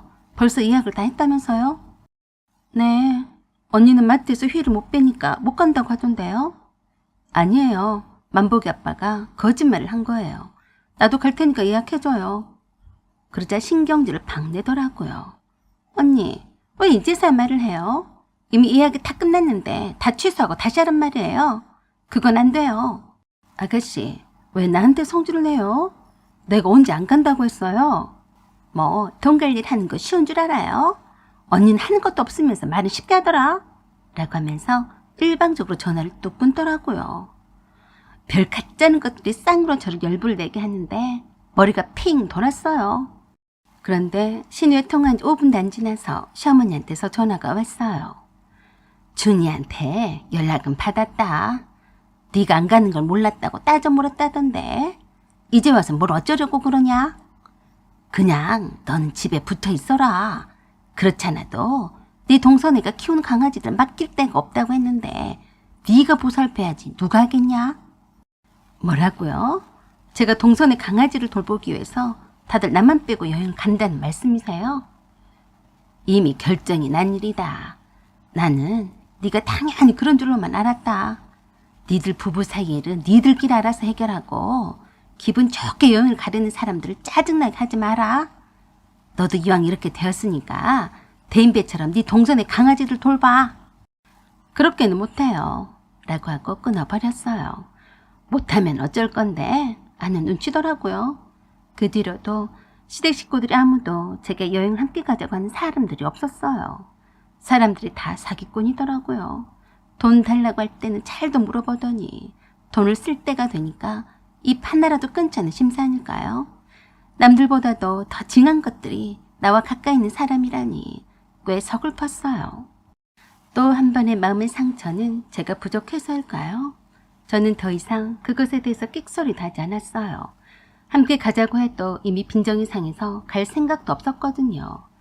저는 가족이란 울타리 안에서 가족도 뭣도 아닌 아웃사이더일 뿐이라고 생각했습니다. 그냥 그것을 인정을 해버렸더니 마음이 편하더라고요. 남편은 제게 미안해하지도 않았는데 그것 때문에 제가 더 이상 마음을 다치거나 속상해하지 않기로 했습니다. 남편과 아들과 시댁 식구들이 함께 프랑스 여행을 떠나기 일주일 전에 저도 떠났어요. 공항에 도착을 해서 막 비행기에 탑승을 하려는데 남편한테서 전화가 왔습니다. 당신 거기가 어디야? 만보기가 그러는데 당신이 멕시코에 간다고 그랬다면서. 그게 무슨 말이야? 말 그대로야. 뭐야? 네가 정신 있는 거냐? 가긴 어딜 간다는 거야? 재수씨 강아지들은 어떻게 하란 말이냐? 그게 나랑 무슨 상관이냐? 네가 그러라고 했으니까 그럼 네가 알아서 해야지. 뭐지 어째? 네가 지금 그게 할 소리야? 왜 나한테 말도 없이 멕시코는 왜 가는 거야? 넌 뭐 나한테 말하고 다녔냐? 너는 네 식구랑 여행을 가고 나는 내 식구랑 여행 가는 거다. 전화 끊자 지금 탑승 중이다 라고 하고 끊어버렸어요. 그리고 멕시코에 있는 칸쿤으로 가서 1박에 100만 원짜리 호캉스를 제대로 누렸습니다. 운 좋게 할인을 받아서 1박에 80만 원으로 다녀왔어요. 급하게 가느라 여동생과 친정엄마만 모시고 갔어요. 돈이 어디서 났냐고요? 허리띠 졸라매서 남편 월급을 쪼개고 쪼개서 모은 적금을 깨서 다녀왔어요. 저에게도 쉼표가 필요했으니까요. 멀리 간 김에 아들과 함께 하지는 못하는 것이 아쉬웠어요. 호텔에서 먹는 것이며 즐기는 것 모두가 다 해결이 되어서 지상 낙원이 따로 없더라고요. 그동안 쌓였던 피로가 충분히 풀리는 듯 했어요. 아들에게 어마어마한 사진을 보내니까 시댁 식구들 눈이 뒤집어지고 난리가 났습니다. 동서의 강아지들은 할 수 없이 동서의 친정에다 맡기고 계획대로 프랑스 여행을 갔다고 하는데 아들이 그러더라고요. 엄마, 다리만 아프고 재미도 없어. 덥기만 하고 왜 이렇게 찌렁내가 많이 나는지 쥐새끼도 많이 봤어. 너무 더러워. 아들은 그렇게 좋은 곳에 자기를 데려가지 왜 안 데려갔냐고 투정을 부렸어요. 거기에다가 음식은 비싸고 입에 안 맞아서 비싼 한식 레스토랑만 찾아다녔다는데 서로 간에 뜻이 안 맞아서 프랑스 한복판에서 10분간의 대판 싸움이 났는데 그런 결정적인 이유가 신우가 들고 있던 돈가방이 소매치기를 당했다나 어쨌다나 하여간 쌤통이더라고요. 그러던지 말던지 그동안 고생한 저에게 주는 충분한 보상이었어요. 저는 칸쿤에서 행복한 휴양을 즐기면서 내 남은 인생을 바꿔보기로 결심을 했습니다. 남편과 이혼을 하는 것이었어요. 만만한 예전에 제가 되지 않기로 맹세했어요. 쉽지 않은 여정이었지만 이혼을 했습니다. 제가 비록 마트에서 일은 하지만 제 아들은 저와 함께 살기를 바랬어요. 남편에게 법대로 하자고 했더니 더 이상 버티지 않고 이혼을 해주더라고요. 그동안 이혼을 염두에 두고 준비를 잘 해온 탓이었어요. 그동안 용기를 못 내었을 뿐이지 이혼도 하고 보니까 그리 어렵지는 않았어요. 무능한 남편보다야 제가 못날 것이 하나도 없었는데 제가 혼자서 못 살 이유가 없었죠. 늘 화이팅하면서 살겠습니다. 사연은 여기까지입니다. 감사합니다. 안녕하세요. 오만사입니다. 저도 자식을 키우고는 있지만 자식한테 올인할 필요는 없는 것 같아요. 전통적인 효의 의미도 많이 퇴색이 되어 가는 것 같기도 하고 갈수록 개인주의 성향이 강하다 보니 다른 사람보다는 내가 우선이고 가족보다는 부모보다는 내가 더 우선시되는 경향이 더 많은 것 같습니다. 예전에는 찢어지게 가난하게 살았어도 내 가족과 내 부모 형제를 위해서는 못할 것도 없었고 더 애틋하기만 했었는데요. 요새는 그런 거 없는 것 같아요. 어찌 보면 그럴 수밖에 없을 수도 있겠다 싶어요. 제 부모 세대에서는 자식을 위해 희생하는 것쯤이야 아까울 것이 하나도 없다고 생각해서 자식한테 퍼붓기만 했으니 말입니다. 저도 딸과 아들을 한 명씩 키우고는 있지만 어떻게든지 이 경쟁사회에서 남보다 더 앞서려면 공부를 열심히 하고 남들이 하는 것 이상으로 뭔가를 이루어내야 한다는 강박만 심어주지 않았나 싶어요. 그런 것들이 은연중에 개인주의를 더 키웠을 테죠. 내가 더 먼저 남들보다 더 앞서야 한다는 것을 심어줬으니까요. 저는 57세인 아줌마입니다. 시어머니는 올해로 92세가 되시는데요. 제게 손이쁠 시누인 형님이 한 명 있어요. 나이는 64세입니다. 시어머니에게는 원래 딸이 둘이 더 있었는데 한 명은 어린 나이에 아파서 죽고 다른 한 명은 교통사고로 죽었어요. 그래서 그런지 형님을 애지중지하시며 키우셨어요. 형님을 상전 모시듯이 키우셨다고 했습니다. 그랬으니 천하에 자기 밑에 부모가 있고 형제가 있다고 생각을 했을 거예요. 저도 제 자식들을 그렇게 키웠는데요. 많이 후회가 됩니다. 어찌 보면 자식에 대한 사랑을 절제를 하지 못해서 그런 거 아니겠어요. 하물며 저희 시어머니 세대에는 무슨 낙이 있었겠어요. 남존여비가 팽배하던 시기에 밖에 나가서 마음껏 돈을 벌 수 있는 사회도 아니었어요. 그렇다고 해서 가정에서 며느리로서 한 남자의 아내로서 존중을 받는 세대였나요? 시어머니는 지금도 성경책을 펴들고 돋보기 안경을 쓰시면서 초등 1학년이 쓰는 10칸짜리 공책에다 글쓰기 연습을 하세요. 늘 배우지 못하는 것이 평생의 한이셨어요. 산골짜기 시골마을 출신이셨던 시어머니가 공부를 하고 싶었어도 학교가 멀기도 했고 도시로 나가서 학교를 다녀야만 했었대요. 당시엔 아들만 잘 되면 되는 것이고 딸은 16세가 되면 부모님이 정해주는 곳으로 시집을 보내는 것을 당연하게 생각했었다네요. 당시만 해도 부모님은 하늘과도 같은 존재라서 부모님의 뜻을 거역하는 것은 있을 수 없는 일이었다는군요. 그런 탓에 웬만한 집에서는 딸들에게 공부를 가르치는 것보다 살림하는 법을 가르쳐서 시집을 일찍 보내려고 했다네요. 혼수로 입을 짓는 것이나 백인잇에 수놓는 것이나 저고리 동정을 타는 것이나 뭐 그런 것들을 가르쳤대요. 그래서 초등학교도 중퇴를 하고 시집을 가는 경우도 허다했다더라고요. 원래 일제 때부터 하도 처녀들을 많이 잡아간다고 하니까 그런저런 이유로 시집을 일찍 보내는 것이 풍습이 되었다고 했어요. 시어머니도 공부를 하고 싶었지만 집안일을 하느라 공부할 새도 없었고 그나마 그를 가르쳐 주었던 오빠마저 도시로 떠나버린 후론 더 이상 그를 가까이 할 기회가 없었대요. 시집을 간 후로는 거의 시집 식구의 몸종인 채로 하루 온종일 일만 해야 했으니 읽을 줄만 알았지 글은 쓸 줄도 모르게 되셨대요. 오로지 내 자식만큼은 원 없이 배우게 해야 한다는 마음에 뼈 빠지게 일해서 자식들한테 올인을 하셨는데 특히 하나밖에 없는 딸인 형님에게는 절대로 시어머니처럼 살게 하지 않겠다고 맹세를 하셨대요. 그래서 형님의 손에 물 한 방울도 안 묻히게 하고 키웠고 아들과 똑같이 공부를 할 수 있도록 온 정성을 다 쏟았다고 했습니다. 형님이 결혼한 이후에도 김치며 반찬이며 매번 해다가 바쳤고 우렁각시처럼 형님의 신혼집 청소도 늘 해주곤 했었대요. 그것뿐이겠어요. 형님이 출산을 할 때부터 함께 사시게 되었는데 외손자와 외손녀도 맡아놓고 키우셨어요. 그렇지만 형님 은퇴도 하고 시어머니의 손에서 자란 자식들도 다 장성하게 되었어도 늘 시어머니가 집안일은 다 하셨다더라고요. 늘 그래 왔으니까 당연하게 생각했다는데 시어머니도 슬슬 힘에 부치셨대요. 그때 시어머니 연세가 85세였을 때였어요. 바깥 베란다에 작은 주방이 하나가 있어서 늘상 거기서 행주나 속옷 등을 삶곤 하셨는데 몇 번이나 그것을 잊으시고 냄비를 홀라당 태웠다고 했어요.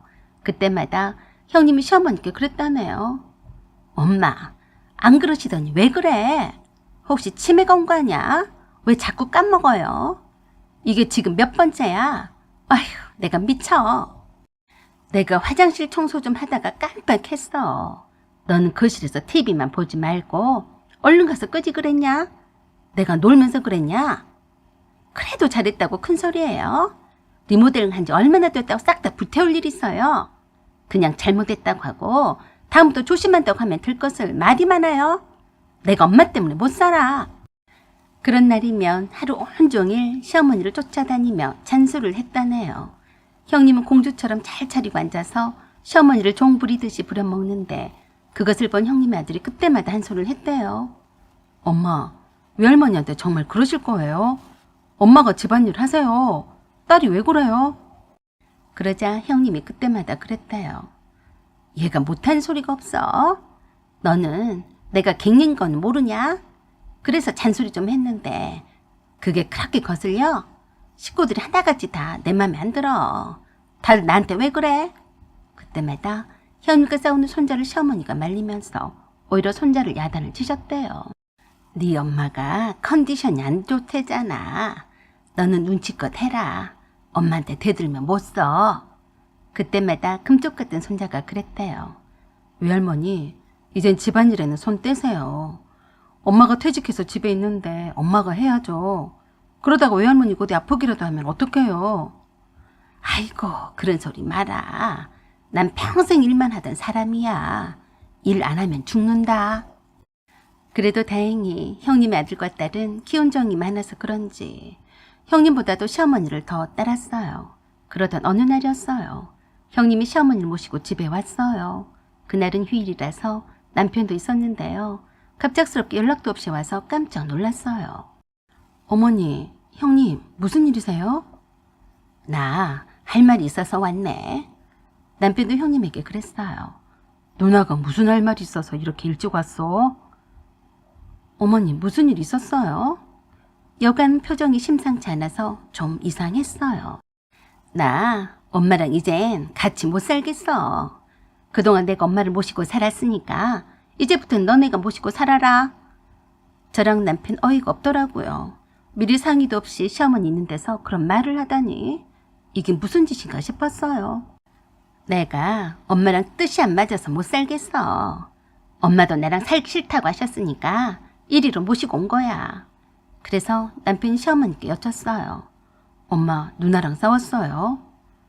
싸우긴 뭘 싸워. 시험씨처럼 나를 못 잡아먹어 안달이다. 나도 네 누나랑 살기 싫다. 잘 됐네. 그럼 엄마 짐은 내가 따로 용달차로 보내줄 테니까 여기서 쭉 살아요. 더 이상 두 말도 하지 않고 가버렸어요. 그리고 그날 오후에 용달차로 시어머니의 짐을 보내왔습니다. 그 이후로 시어머니께 이것저것을 여쭤도 입을 다무셨어요. 그런 후 며칠 후에 형님의 아들이 찾아왔어요. 시어머니가 저희 집으로 오셨다는 말을 듣고 찾아왔는데 저와 남편에게 그러더라고요.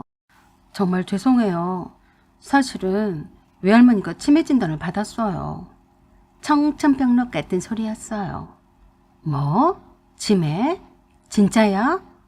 네, 아무래도 엄마가 그런 말씀을 하지 않으시고 외할머니를 모시고 온 것 같아서요. 죄송해요. 엄마가 아무리 친엄마라도 치매이면 자신이 없다고 하셨어요. 치료를 받으셔야 할 것 같아서 말씀을 드리네요. 남편은 그때 화를 많이 냈었어요. 누나가 사람이야? 엄마가 누나한테 어떻게 해왔는데 엄마가 치매니까 내다버리냐? 그래, 나 사람이 아니다. 너는 사람이니까 엄마 잘 모셔라. 나도 할 만큼 하고 살았어. 엄마가 내가 싫다는데 그럼 어쩌냐? 다시는 연락하지 마라. 시어머니가 무척 불쌍했습니다. 믿었던 딸한테 버림을 받았으니 말입니다. 그래서 저희가 시어머니를 모시게 되었는데요. 병원에 모시고 가서 치매 치료를 받으려고 했는데 한사코 거절하셨어요. 난 멀쩡하다. 갈 때 되면 갈 테니까 냅둬라. 남편이 말해도 소용이 없어서 강제로 모시고 갈 수도 없었어요. 어차피 치매는 완치가 불가능하다고 해서 늦출 수 있는 약밖에 없다잖아요. 최대한 마음을 편안하게 갖게끔 신경을 썼어요. 그동안 형님의 아들과 딸이 시어머니를 뵈러 자주 왔고 모시고 가서 식사도 했는데 형님은 발길을 딱 끊더라고요. 행여라도 시어머니를 나눠서 모시자는 말을 할까봐 그랬는지 시어머니의 생신 때도 명절이나 가족 행사에도 껍데기도 안 비쳤어요. 시어머니는 아직 치매라고 하기에는 너무나 정상적인 생활을 하셨어요. 다행히도 시어머니가 치매란 사실도 잊은 채 어느새 5년이란 세월이 흘렀는데 어느 날 저를 부르시더니 그러셨어요. 너한테 내가 줄 것이 있다. 내가 가만히 보니까 여기 집도 다 내 아들 명의고 네 앞으로 된 게 하나도 없더구나. 그래서 말인데 내가 몰래 숨겨놓은 금덩이가 조금 있다. 그것으로 상가 하나를 사거라.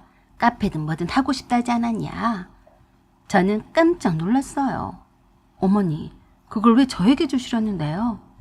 사실 네 시아버지가 나중에 종수한테 주라고 비상금으로 갖고 있으라고 한 거야.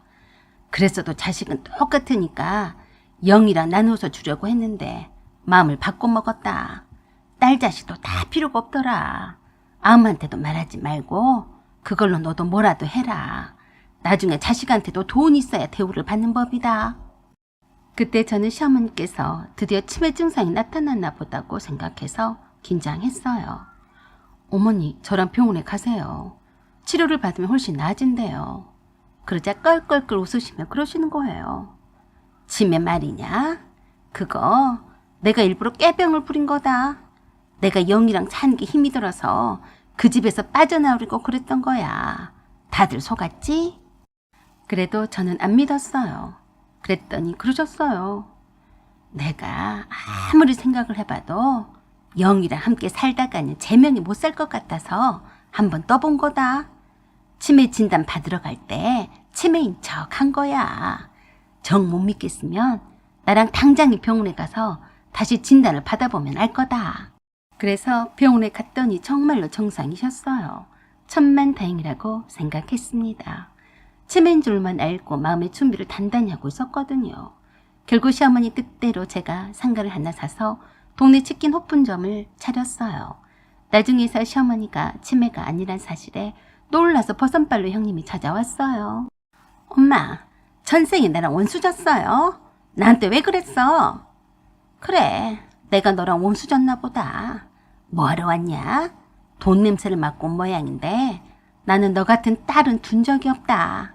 다시는 내 앞에 네 삼판떼기는 들이밀지 마라. 알았냐? 그러자 갑자기 태세 전화를 하더니 싹싹 빌었어요. 엄마, 내가 미안해. 내가 아무리 엄마한테 서운하게 한다고 해도 그런 거짓말까지 하면 내가 뭐가 돼요? 라고 하면서 싫다는데도 매일처럼 득달같이 달려와서 홍삼을 사왔네. 소문난 맛집에 식사를 대접하네 하면서 냉정해진 시어머니의 마음을 돌리려고 애를 쓰더라고요. 그런 형님을 거들떠보지도 않으셨어요. 그래서 제가 시어머니께 여쭸어요. 어머니, 그래도 발길을 끊었던 딸이 다시 찾아오니까 좋으시죠? 좋긴 뭐가 좋냐? 내가 돈 있어 보이니까 저러는 거 아니냐? 없어도 있는 티를 내야 하는 내가 참 서글프다. 내가 웃어주면 나를 또 우습게 할 것이다. 자식도 다 소용이 없다. 너도 내 말 새겨들어라. 시어머니의 그 말씀 속에서 뭔가 씁쓸하고 허망함이 느껴졌어요. 형님은 그런 시어머니의 마음을 돌려보려고 심장병에 걸렸네 어쩌네 하며 난리를 쳐댔지만 시어머니는 꿈쩍도 하지 않으셨습니다. 그래서 그런지 딸을 놔두고 올케한테 돈을 다 퍼줬다고 뒤에서 엄청 불만이던데 아직까지 그 나이에도 정신을 못 차렸더라고요. 결국에 형님이 저와 시어머니를 떼어놓기 위해서 여시지를 쳤어요. 시어머니는 그걸 아시면서도 교회 한적한 곳에 아담한 전원주택을 매입을 하셔서 혼자서 사시게 되었는데 수시로 형님이 와서 시어머니께 반찬도 해다 주고 집안 청소도 해주고 간다더군요. 끝까지 잘해야 할 텐데 두고 봐야죠. 사연은 여기까지입니다. 감사합니다. 안녕하세요. 오만사입니다. 언니가 결혼할 때 일인데요. 지금도 언니 결혼식 사진만 보면 그때 황당했었던 일이 소환이 됩니다. 제가 얼마 살지는 않았어도 꼭 한 명씩 이상한 사람이 있기는 했어요. 특히 사회생활을 하는 도중에 많이 만났었는데요. 그래도 그런 여자는 처음 봤어요. 그날은 언니의 결혼식 날이었어요. 맨날 지지고 볶고 싸웠어도 언니한테 의지를 하고 살았던 제가 막상 언니가 결혼을 한다니까 무척 서운했어요. 제가 결혼식 올리는 신부 마냥 다 긴장이 되더라고요. 언니랑 함께 이날을 위해서 몇 달 전부터 요가며 수영이며 전신 마사지며 다 했어요. 그런 노력 탓에 아름다운 신부로 딴 사람이 된 듯 했어요. 오늘만큼은 아름다운 신부인 언니가 가장 돋보여야 할 날이었죠. 한참 신부 대기실에서 언니 옆에 있는데 제 친구가 저에게 와서 그러더라고요. 효영아, 나 이상한 여자를 봤다. 이상한 여자? 응, 네 형부 쪽에 아는 사람인 것 같던데 완전히 드레스 코드가 웃겨. 웃기다니? 제대로 말해봐. 네 형부가 신랑 측에 서서 오는 하객들을 향해서 서 있는데 찰싹 달라붙어가지고 마치 자기가 신부라도 되느냐 살랑살랑 거리면서 아주 친근하게 서 있는 거야. 에이, 형부가 아는 여자겠지. 그래, 가만히 보니까 직장 쪽 사람인데 네 형부도 그 여자한테 깍듯이 대하더라. 그런데 그 여자 좀 이상해. 뭐가 이상하다는 거야? 아니야, 네가 직접 보면 알 거야. 하객들이 그 여자가 신부인 줄 알더라니까. 요새는 신랑 신부가 나란히 하객을 맞이하는 게 트렌드냐고 그러더라. 뭔 소린지 싶어서 친구와 함께 결혼식장 입구 쪽으로 나가봤어요. 새신랑 곁으로 친구들이 많이 몰려있어서 사람들 해집고 갔는데요. 글쎄, 웬 여자가 웨딩드레스를 떡하니 차려입고 새신랑 곁에서 생글생글 웃고 서인 거예요. 누가 봐도 과한 신부 화장에다 흰색의 레이스가 다는 롱드레스. 이 여자 뭐야? 그래서 제가 형부한테 다가가서 대놓고 물었어요. 형부, 여기 옆에 계신 분은 누구예요? 아, 이분. 그러더니 옆에 있는 그 여자한테 형부가 그랬어요. 제 처제예요. 그랬더니 그 여자가 자기가 신부나 되는 것처럼 그러더라고요. 어머, 신부님의 동생이시구나. 형부, 이분은 누군데요? 아, 이분은 회사의 부장님이셔. 그랬더니 반가워요. 언니한테 결혼을 축하한다고 전해주세요. 그래서 제가 그랬어요.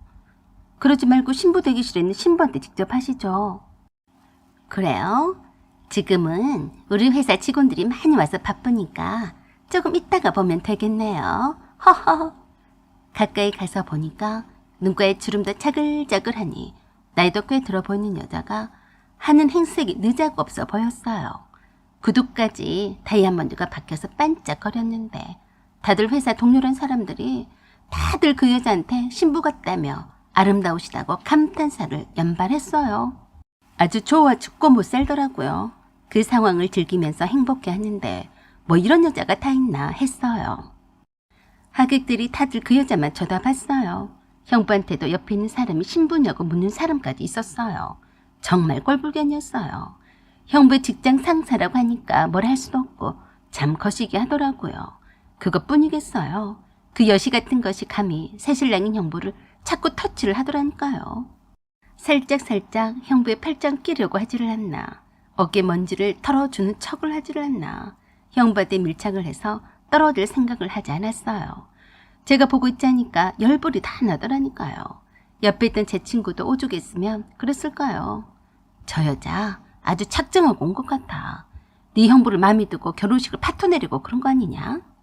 그래서 제가 그 여자를 사정없이 밀쳐버리고 형부의 팔짱을 끼고 그랬어요. 형부, 할 말 있어요. 잠깐 저쪽으로 가요. 직장 동료들과 신나게 축하를 받고 있는 형부가 놀라서 그러더라고요. 저제 급한 일이야? 사람들이 계속 오고 있는데. 그래서 제가 형부를 확 끌다시피 해서 데리고 한강 일시장 사무실로 갔어요. 제가 형부 옆에 있던 그 여자를 밀쳐버리고 형부를 데리고 나오자 그 여자도 따라 나오려고 했다네요. 미친 여자가 아니고서야. 헐. 그래서 제 친구가 미친 척하고 몸으로 막아서면서 발을 걸었더니 앞으로 꼬꾸라져 넘어졌다는군요. 어머, 죄송해요. 다친 데는 없으세요? 라고 제 친구가 말하자 아까와는 다르게 입에 걸레를 물더라네요. 이야, 이런 거지 같은 것이 어디서 튀어나와서 지랄이야? 라고 막말을 하는데 정신이 조금 이상한 여자처럼 보였대요. 저는 그 틈에 형부를 끌고 나와서 다짜고짜로 따져 물었어요. 형부, 옆에 있던 부장이란 여자 뭐예요? 아, 우리 부장님? 아니, 신부처럼 옷을 입고 와서 형부 옆에서 왜 그러고 있냐고요. 저제는 신경 쓰지 마. 원래 저렇게 회사에서도 과하게 입고 다녀. 조금 투머치해도 다들 그러하려니 해버려. 자기가 세상에서 제일 이쁜 줄 착각하는 여자거든. 그래서 회사에서도 유명해. 이쁜 여자 킬러라고. 뭐요? 남의 결혼식을 망칠 생각 아니에요? 자기가 신부야 뭐야. 옷을 왜 저렇게 입고 와서 형부 옆에서 찰싹 달라붙어 있는 거예요? 그게 회사 생활을 하려면 어쩔 수가 없어. 처제가 이해해. 내가 마음에 안 들어도 어쩌겠어. 그래도 상사인데 그 맛에 저 여자가 살거든. 뒤에서 미쳤다고 욕해도 몰라. 형부가 좋은 날이니까 좋게 좋게 넘어가자고 하더라고요. 옷은 더럽게 상황 파악도 못하고 자기 잘난 맛에 입고 왔긴 했어도 결혼식을 축하러 온 하객일 뿐이니까 그냥 이쁘게 봐주자고 하더라고요. 그래서 그냥 잘 참고 넘어가려고 했어요. 결혼식 사진을 찍는데도 신랑 옆자리를 꿰차고 있더라고요. 누가 진짜 신부인지 헷갈릴 정도라서 사진을 찍는 기사 아저씨가 대놓고 그랬어요. 신부님이 두 분인 줄 알겠어요. 신랑 측 옆에 흰옷 입은 여자분이 신부 측에 서주시면 안 될까요? 그러자 그 여자가 대뜸 그러더라고요. 아니요. 신부가 두 사람으로 보이면 뭐 어때요? 그냥 찍으세요. 형부도 그 여자한테 신부 측에 서는 게 어떠냐고 권하는 것 같았는데 끝까지 싫다면서 오히려 신랑 쪽으로 더 밀착했어요. 그런 그 여자를 보면서 다들 수군덕거렸어요. 형부가 그냥 찍으라고 하자 사진기사 아저씨가 머리를 갸우뚱거리며 찍더라고요. 그런 후 신랑 신부가 패백을 하는 동안에 한간 2층 화장실로 급히 올라갔어요. 그때 어디서 모락모락 담배 연기가 피어오르더니 어떤 물상식한 여자가 전화 통화하는 소리가 들리더라고요. 그 새끼 너무한 거 아니냐? 세상에 천하 이말순위를 마다하고 오징어처럼 빼쭉 마른 그 여자가 뭐가 좋다고 장가를 가냐? 솔깃해서 귀를 쫑긋 세우고 들었어요. 다들 나만 쳐다보더라. 내가 나이만 많았지 뭐 하나 꿀릴 게 있냐? 내가 딱 어떻게 해보려고 했는데 그새 장가를 갈 게 뭐냐? 우리 정인표 이사님이 아니었으면 내가 이 나이에 부장을 달았겠냐? 내가 언제까지 이사님 애인으로 살 수는 없잖아. 이혼이나 시켜서 다시 어떻게 해보라고? 깔깔거리며 거리낌 없이 웃었다며 또 그러더라고요. 걱정 마. 여기에 나 말고 아무도 없어. 일부러 텅 빈 화장실 올라온 거야. 오늘 정우 씨가 새신랑으로 딱 서 있는데 내가 더 반했잖아. 욕심이 나더라. 네 말대로 포기하지 말고 한 번 더 꼬셔볼까? 손을 씻으며 깔깔거리고 있는 그 여자 앞에 제가 있던 화장실 문을 열고 나왔어요. 저를 바로 못 알아보고 본체만질을 하는가 싶더니 내가 그 여자 앞에 얼굴을 들이대자 놀라 자빠졌어요. 화장실 안에는 저와 그 여자 둘뿐이길래 화장실 문을 안쪽에서 잠그고 제가 손을 걷어 올렸습니다. 그리고 상상에 맡길게요. 죽지 않을 만큼 착사를 내버렸어요. 결코 제가 일방적으로 죽사발을 내진 않았고요. 방어적으로 하다 보니 그렇게 돼버렸어요. 그러게 대들기는 왜 대들어. 내 앞에 무릎을 꿇고 잘못했다고 할 때까지 쉬지 않고 홍군형을 내줬어요. 그리고 그 자리에서 형부의 회사 게시판에 그 여자가 짓거렸던 녹음 파일을 업로드했어요. 그리고 싹싹 빈 그 여자에게 제가 그랬어요. 너한테 정인표 이사인가 뭔가 있듯이 나한테도 주먹 3개를 휘두르는 검사 새끼가 한 명 있어. 한 번만 더 내 형부한테 깔짝거리면 내가 쥐도새도 모르게. 무슨 말인지 알지? 그러자 눈물 범벅인 채로 벌벌 떨면서 정신을 못 차리길래 제가 손에 물을 받아서 얼굴에 확 뿌렸어요. 혹시 오해하실까봐 일부러 말씀을 드리는데요. 주먹 3개를 휘두르는 검사 같은 거 저한테는 없어요. 뻥친 거죠. 그 여자 수준에서 알아듣게 해줘야 하니까 어쩔 수 없었어요. 저처럼 물불을 안 가릴 것 같은 천적이라고 인식을 시켜줘야 먹힐 것 같아서요. 정신 똑바로 차리고 살아라잉. 네가 앞으로 어떻게 하는지 지켜볼 거야. 알아서 행동 잘해. 알았다고 고개를 끄덕이길래 보내줬어요. 그 뒤로 자진해서 퇴사를 했다고 했어요. 퇴사를 안 하고 배기겠어요. 자기 입으로 이사의 애인이라고 했으니 그 정인표 이사한테 또 한 번 홍군역이 났겠죠. 정인표 이사란 사람이 얼마나 그 여자를 사랑해서 애인을 삼았겠어요. 적당히 뒷봐주고 아무도 모르게 갖고 놀려고 그랬겠죠. 그런 여자가 감히 형부를 넘보다니. 그래도 혹시 몰라서 남자친구 소개로 사람을 시켜서 뒷조사를 하게 했어요. 혹시라도 형부 언니한테 해코지를 할까 싶어서 한동안 철저하게 지켜봤는데 그 정인표 이사의 부인이 한바탕 사람을 이끌고 들이닥쳐서 난리를 치는 바람에 딴 데로 이사를 가버렸다고 하더라고요. 다시는 회사 근처에도 발을 못 디딜 거라더군요. 그래서 그 뒤로는 그 여자의 얼굴을 볼 일은 없었네요. 언니의 결혼식 사진만 보면 화딱지가 새록새록 나는데 내 눈에 띄기만 해봐라. 언니는 조카를 낳고 행복하게 잘 살고 있습니다. 다 내 덕인 줄 알아. 사연은 여기까지입니다. 감사합니다.